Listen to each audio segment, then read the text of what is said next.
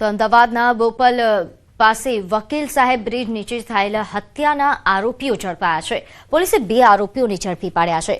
મંગળવારે રાત્રે 25 વર્ષીય શિવા કાલાસુવાની છરીના ઘા મારી તેની હત્યા કરવામાં આવી હતી.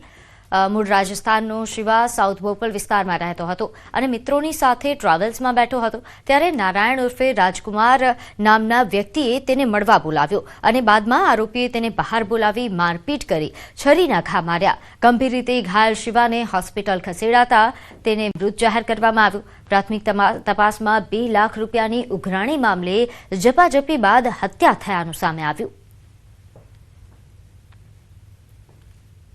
એટલે આ આરોપી સુનિલ, જયેશ અને એક કાયદાના સંઘર્ષમાં આવેલ કિશોર એ 3 જણા ત્યાં ગયા. ત્યાં બસમાં બેઠેલો હતો. લક્ઝરી બસમાં નીચે ઉતરી અને બંને વચ્ચે બોલાચાલી થઈ, પછી મારામારી થઈ. મારામારીની અંદર જે આરોપી સુનિલ છે એણે મરણ જનાર શિવને છરીના ઘા મારતા એનું સારવાર દરમિયાન મોત થયેલ છે. આ કામે જે મદદગારીમાં સુનિલની સાથે જયેશ હતો એ અને સુનિલ બંનેની પોલીસે ધરપકડ કરી છે. તો આગળ વાત કરીએ ભરૂચના વાગરા તાલુકાના રહાડ વચનાદ નિર્જન માર્ગ પરથી એક અજાણ્યા યુવકનો હાથ પગ બાંધેલી અને ક્ષત વિક્ષત હાલતમાં મૃતદેહ મળી આવતા સમગ્ર વિસ્તારમાં ચકચાર મચી છે. ઘટનાની જાણ થતાં જ પોલીસ તાત્કાલિક સ્થળ પર પહોંચી અને તપાસ હાથ ધરી હતી. પ્રાથમિક દ્રષ્ટિએ ગળાના ભાગે નિશાન મળી આવતા સુનિયોજિત હત્યાની આશંકા વ્યક્ત થઈ રહી છે. મૃતદેહને પોસ્ટમોર્ટમ અર્થે ખસેડવામાં આવ્યો છે અને આરોપીઓ સુધી પહોંચવા પોલીસ દ્વારા તપાસના ચક્રો પણ તેજ કરવામાં આવ્યા.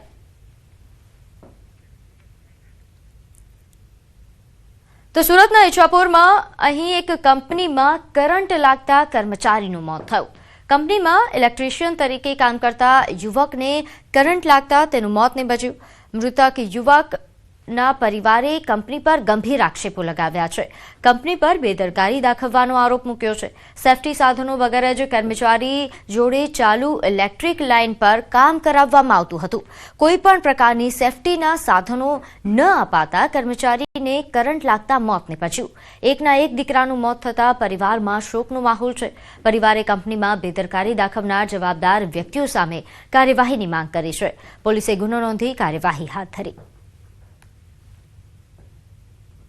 આ ઘટના થવા પાછળ કોણ કોણ જવાબદાર છે અને એ બધી માહિતી કોઈ આપી નથી. હજુ કોઈ જાતનું કોઈ અહીંયા આવ્યું નથી. કોઈ જાતની કોઈ વાત કરવા માટે આવ્યું નથી. કોઈ કંપની માટે માણસ આવ્યા છે અહીંયા અને આવું કેમ છે એ બધી જાણકારી અમને જોઈએ છે.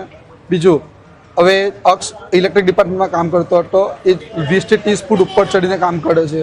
તો ત્યાં એને સેફટીનું શું ધ્યાન આપવામાં આવ્યું? વિધાઉટ હાર્નેસ એ વ્યક્તિ કઈ રીતે ઉપર ચડે છે? કેમ સેફટી ડિપાર્ટમેન્ટ શું કરે છે? કેમ ધ્યાન આપવામાં નહીં આવ્યું? બીજું, ચાલુ લાઈને કામ કરે છે તો લાઈન બંધ કરવામાં કેમ ના આવે?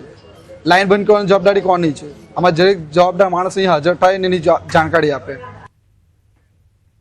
તો સુરત પાલિકાની ટીમ એક્શન મોડ પર આવી છે અને ગેરકાયદેસર દબાણો પર સપાટો બોલાવ્યું. શહેરના જાહેર માર્ગ પર અડિંગો જમાવીને બેસેલા લારી ગલ્લા પાથરણાવાળાઓને દૂર કરવા રસ્તા પર ટીમ ઉતરી. ભટારમાં દબાણ શાખાની ટીમ ત્રાટકતા જ લારી ગલ્લા પાથરણાવાળાઓમાં ભાગદોડ મચી ગઈ. છેલ્લા ઘણા સમયથી ભટાર 4 રસ્તાથી બ્રેડ લાઇનર સર્કલ જતા રોડ પર શાકભાજીઓની લારીવાળાઓએ દબાણ કરતા ટ્રાફિકની સમસ્યા થતી હતી. ઘણીવાર ટ્રાફિકમાં એમ્બ્યુલન્સ પણ ફસાઈ જતી, જેથી ટ્રાફિકને હળવું કરવા પાલિકા અને ટ્રાફિક વિભાગની ટીમે સાથે મળીને કાર્યવાહી કરી છે. પાલિકાની ટીમે કુલ 4 ટ્રક ભરી માલ જપ્ત કર્યો.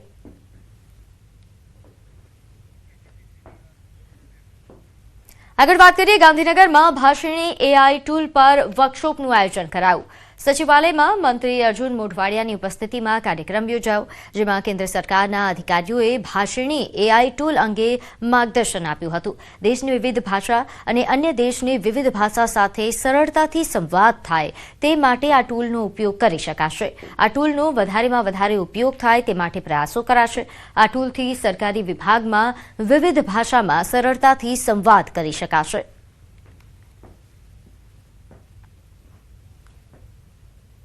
यशस्वी प्रधानमंत्री श्री नरेंद्रभाई मोदीना प्रेरणाथी भारत सरकारे जे भाषिणी प्रोजेक्ट अमलમાં મૂક્યો છે. એમના આ ભાષિણી રાજ્યમ વર્કશોપનું આજે ગાંધીનગર ખાતે આયોજન કરવામાં આવેલું. તો જગવિખ્યાત યાત્રાધામ વીરપુરમાં સંત શ્રી જલારામ બાપાની 145મી પુણ્યતિથિ શ્રદ્ધાભેર ઉજવાઈ. મહાવદ દશમીના દિવસે સમગ્ર વીરપુરના નાના મોટા વેપારીઓએ પોતાના રોજગાર ધંધા સ્વૈચ્છિક બંધ રાખીને બાપાને શ્રદ્ધાંજલિ અર્પણ કરી. દેશ વિદેશથી આવેલા ભાવિકો માટે જલારામ બાપાનું અન્નક્ષેત્ર અને દર્શન વ્યવસ્થા નિયમિત રીતે ચાલુ રહી. સવારથી જ બાપાના દર્શન માટે ભક્તોની ભીડ ઉમટી પડી હતી અને સમાધિ સ્થાને પરિવારજનો દ્વારા પણ શ્રદ્ધાંજલિ અર્પણ કરવામાં આવી. વેપારીઓ દ્વારા બંધ પાડીને બાપાને શ્રદ્ધાંજલિ અપાઈ.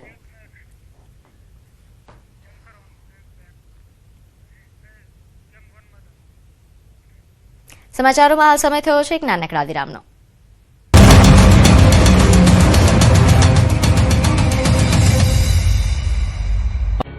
માતાજીના માંડવામાં ધૂણતા અને પીઠ પર સાંકળો ઝીકતા આ કોઈ માતાજીના ભુવા નથી કોઈ દાણા જોનારા. જોઈ લો, આ છે રાજકોટ શહેરના ભાજપના નવા નિમાયેલા ઉપપ્રમુખ સોમાભાઈ ભાલિયા. ઉપપ્રમુખ સોમાભાઈ ભાલિયાનો આ અનોખો અને ભક્તિમય અંદાજ હાલમાં ચર્ચાનો વિષય બન્યો છે. તાજેતરમાં યોજાયેલા માતાજીના માંડવામાં તેઓ ભાવ વિભોર થઈ ધૂણતા જોવા મળ્યા. એક ધાર્મિક કાર્યક્રમ દરમિયાન સોમા ભાલિયાને એવું સુરાતન ચડ્યું કે માતાજીના ચરણોમાં ભક્તિ વ્યક્ત કરવા ધૂણવા લાગ્યા. પરંપરાગત રીતે મુજબ તેમણે પોતાની પીઠ પર સાંકળો મારીને શ્રદ્ધા દર્શાવી. કાર્યક્રમમાં ઉપસ્થિત ભક્તો માટે આ દ્રશ્ય અનોખું અને આસ્થા ભર્યું હતું. કેટલાક લોકો ચોંકી ગયા. આ વિડીયો વાયરલ થતા રાજકીય વર્તુળમાં શ્રદ્ધાની ચર્ચા શરૂ થઈ છે. ત્યારે તેમણે આ વિડીયો જૂનો હોવાનું કહ્યું છે.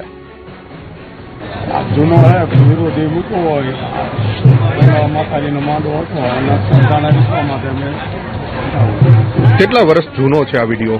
જોડતા નથી, આપણે ભૂવાત નથી. એટલે અંદાજિત કેટલા વિશ્વા માટે આપણે મોજ કરી માતાજીનો માંડવો. બીજી તરફ આ વિડીયોને લઈને ગાંધીનગર ભાજપ હાઈકમાન્ડે નોંધ લીધી. એમની એક સામાજિક પરંપરાની સાથે સાથે એ પોતે ખૂબ ધાર્મિક આસ્થા ધરાવનાર વ્યક્તિ છે અને એમાં અંધશ્રદ્ધા કે એ પ્રકારનું કોઈ વર્તન હોય એવું કોઈ ફીડબેક મળ્યું નથી અને એના દ્રશ્યમાં પણ દેખાતું નથી.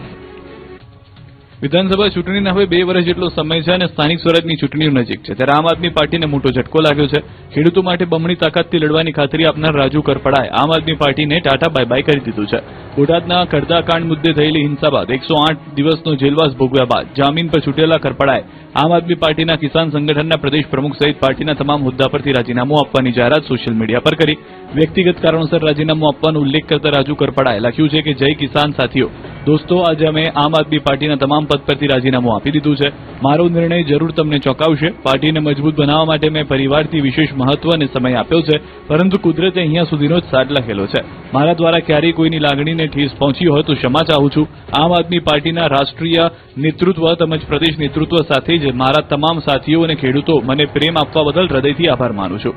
કરપડાના રાજીનામા બાદ ઈસુદાન ગઢવી સહિતના આપના નેતાઓએ આશંકા વ્યક્ત કરી છે કે રાજુભાઈ પર ભાજપ દ્વારા દબાણ લાવવામાં આવ્યું છે. ચર્ચા એવી શરૂ થઈ છે કે રાજુ કરપડાએ 10 વર્ષ જૂના એક કેસમાં જો હાઈકોર્ટમાંથી રાહત ન મળે તો જેલવાસ ભોગવવો પડે એમ હતો અને જો જેલમાં જાય તો રાજુ કરપડા ચૂંટણી લડી શકે નહીં. એવામાં ભાજપના દબાણમાં આવીને તેમણે આમ આદમી પાર્ટી છોડી છે. જો કે આ પ્રકારના દાવા અને ચર્ચા અંગે કોઈ સત્તાવાર પુષ્ટિ થઈ નથી. આવા દાવા સાચા છે કે ખોટા એ અંગે હજુ રાજુ કરપડા ખુદ ખુલાસો કરે ત્યારે જ હકીકત ખબર પડી શકે છે. ચર્ચા તો એવી પણ શરૂ થઈ છે કે પ્રવીણ રામ પણ હવે શું કરશે. માહી ડેરીના નામે તમારા ઘરે ક્યાંક નકલી ઘીના ડબ્બા તો નથી ને? કેમ કે માહી ડેરીના નામે નકલી ઘી બનાવતી ફેક્ટરી પકડાઈ છે. બનાસકાંઠાના વડગામ તાલુકાના માહી ખાતે ફૂડ એન્ડ ડ્રગ્સ વિભાગે નકલી ઘી બનાવતી ફેક્ટરી પર દરોડા પાડ્યા. આ દરોડામાં જૈનમ બ્રાન્ડના નામે